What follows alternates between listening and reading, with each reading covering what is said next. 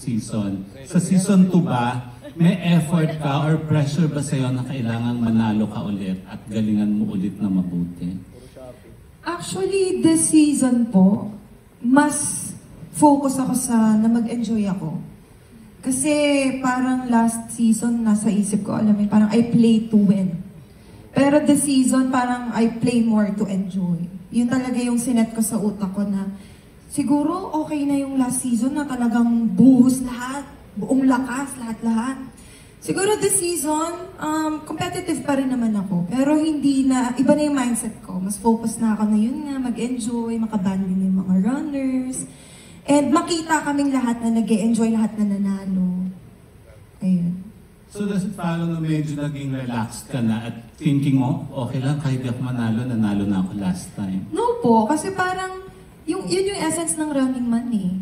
Kasi, alam mo yun, parang every mission, we have to give our all.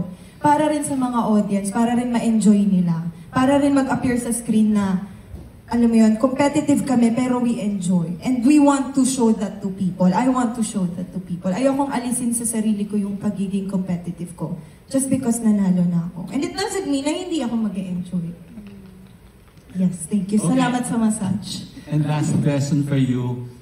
Same question ko kay Kokoy. Sino sa tingin mo ang naging pinakamahigpit mong kalaban sa season 2? Ay, parang si Buboy din. No copying of answers. No, hindi po ako nakakopya ng sagot. Totoo po. Ngayon lang tayo nagkaharap eh. Ngayon lang talaga kami nagkakasalubong ni Buboy this season. Ano mo? Seryoso nga! Pero na-enjoy ko yun. Kasi hindi kami nagkakasalubong dati. And this season, ilang beses tayo nagtapat. And yun, na-enjoy ko yun. So feeling ko si Buboy. Hindi pa aksidente. Akala ko iniiwasan mo talaga. Hindi, hinahanap talaga kita. Okay. Ayun, thank you and congratulations to the whole team.